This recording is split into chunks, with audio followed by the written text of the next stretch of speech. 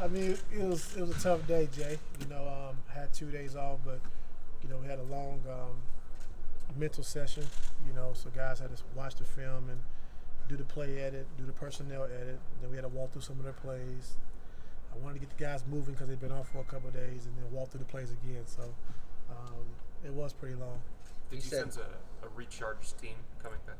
Yeah, I thought the rest was great for us. I think we needed to shut off for a couple of days and go into Game 7 with Indiana, and then bouncing right back into the series with Toronto.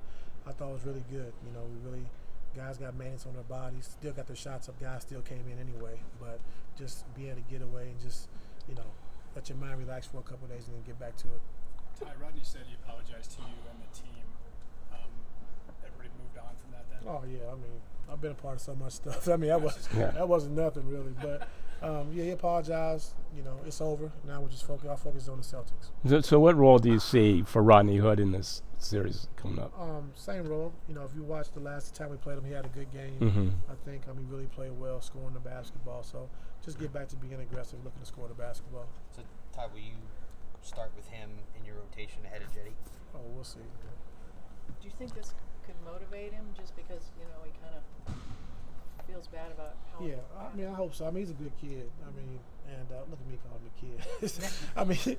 He's a good guy, and, he didn't mean nothing malicious by it, and that's not who he is, and we understand and know that. So, we just moved on, but hopefully he does play well. Ty, are you surprised that it's Cavs and Celtics in the Eastern Conference Finals again? No, they're world coach. Brad Stevens. Despite all the circumstances, the guys getting hurt with Kyrie out, with Gordon being out for the whole year, they just keep plugging guys in and keep playing. And he's done a great job with their team, and it doesn't surprise you because they're world coached, and Danny Ainge's done a good job of getting guys in that fit that mold of Celtics basketball, and they've been playing well. Ty, we talked to Kevin about this as well. Both teams have gone through a bunch of stuff. All theirs is kind of injury related, losing their two best players. You guys with the litany of things on and off the floor. Is there something good about going through the things that you guys have gone through? I don't think so. I hate it, but but it hasn't been bad. Outside of just having the injuries early, not having a point guard, with IT being out until January, Tristan being out for a while, Kevin getting hurt again, missing 6 weeks. So we just had a lot of injuries, and a lot of guys in and out of the rotations, but we was able to continue to keep plugging away, and it's been a good situation for us. I think we found out who we are. I think the Indiana series really helped us going forward, playing a 7-game series, a tough series, and then going into Toronto series where they're physical and try to pressure us. I think we were ready for it from the Indiana series. So we just got to continue to keep getting better throughout the course of these playoffs. Hey, Ty, could you talk? What does it say about the Celtics, just that they are here? They don't have Kyrie, they don't have Gordon Hayward, they haven't had him all year, and they're still in the conference finals. Like I said, they're well coached. Like I said, Danny Ainge's done a great job of getting the guys who play Celtics basketball. I think Rozier's coming to his own. He's playing as well as he's ever played. Lil J, Tatum, he's playing exceptionally well for a rookie. Jaylen Brown's really improved his shooting, his playmaking ability. Smart is smart. He makes big plays. No matter how he's playing out throughout the course of the game. If there's a loose ball at the end of the game, if there's a 50-50 ball at the end of the game, if there's a charge to be taken at the end of the game or a play to be made, he's going to make it. And that's what you need. You need guys with winning attitudes. And I think Al Horford is just, that rock. I think he just, being a veteran, being an all-star, being to the Eastern Conference Finals, know what it takes, and just being that rock that they need, when they need to slow things down or put things in perspective. So overall, they've been doing a good job. How much different would this series be for you as a coach if both X's and O's wise and maybe mentally or emotionally if Kyrie was on the court? With us? For you. How different would it be? With them. Oh, with you. Okay. Yeah, I gotcha. No, it's tough to see him over there, when we did play against him because he's a big part of what we did, winning the championship together. Those days will never be lost. And we talked about it before in the past with Rick Fox and Ron Harper and those guys. You see them, Bishaw, you see them 16, 17 years later, and it's still the same love and same respect because you've been through so much to win that championship. So he's a big part of what we did here, and it is kind of weird to see him on the other side. Hey, Ty, can you talk about the toughness of Kevin Love? I mean, coming back through those injuries, and it seems like he gets pounded quite a bit under there going for those rebounds. Yeah, I mean, Kevin's been great, since he's came back. Well, all year actually, because he's an all-star and playing the 5 position was tough for him, to start, but I think he started to like it. And then, when he came back from his injury, we really missed his shooting ability at the 5 position. We missed his rebounding.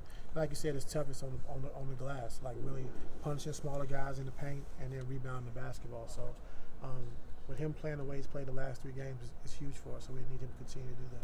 Ty, going back to the 2015 series, you guys have played historically well at the Garden. What is it about that place that brings out the best in you?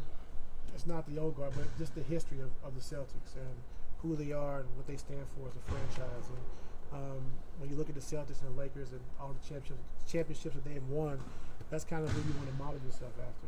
Just being able to win so much and the culture they have there. So I mean, we have a great culture here, but winning 17 they have. I think 17 championships is just extraordinary. So a lot of teams and a lot of people want to be that way, build that way, just like San Antonio did when they won. Pop won 5. So. That's kind of the model when you look at winning is the Celtics and the Lakers. You kind of look at those far as teams as models of winning. Ty, you and Kevin both talked about the balance of Boston. Now, historically in the playoffs, you've always talked about trying to take out the team's best player and eliminate that guy, make them do something that they don't want to do. So how does the approach change when you're talking about a team that has such a team dynamic rather than one focal point? I'm not going to tell you. Good question, though. But the approach does change, I would assume? Yeah. Okay.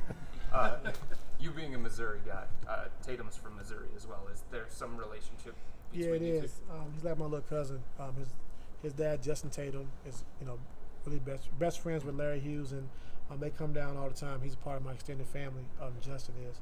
So they come to Mexico all the time, and just seeing little Jay when he was 6, 7 years old, and now to who he is today is crazy. I mean, just seeing the player he's become. We knew he was going to be good, but now he's at a whole new level. And just seeing him coming to Mexico and just come to my barbecues and all that stuff, and now he's an NBA player and playing at a high level.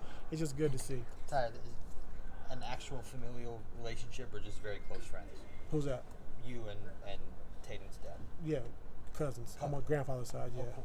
Okay. Yeah. Ty, getting Kevin Love going was such a big part of that Toronto series. Are there things that you ran with him, the 2-man game with Culver, other things that you think can translate well over to playing Boston in this next series to kind of keep them on this roll? Yeah, I think so. I think him and Kyle, they play the game together very well. So, we continue to try to explore that, see if we can open Kevin up, and I'm posting Kevin a lot more, and just see where it goes from there. How young was Tatum when you had an inkling he might play in the NBA?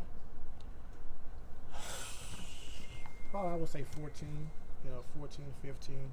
But, he was coming to Mexico when he was like 5 or 6. And, just seeing him around. And we got some old pictures we looked at the other day. It was crazy, me and my cousin. And just seeing who he is today, like a little kid to now, like 6'8", 6'9", and playing for the Celtics, 6 or 7 straight 20-point games in the playoffs. And just seeing him, it's just kind of weird to me. Did he always come to the 4th of July thing? Yeah. What's it like to prepare for somebody like that who you have a familial relationship with? I don't know, it's tough because you want to see him do well, but not against you. So, we just got to, just try to take him, be physical with him, not let him get easy baskets. He's going to score because he can post, he can put it on the floor, but we got to just try to take away his easy baskets as much as possible. Whether it's his traits or personality, since you know him so well, what is it do you think that allows him to thrive on this stage at such a young age? I think his toughness. He's not scared. He's not afraid.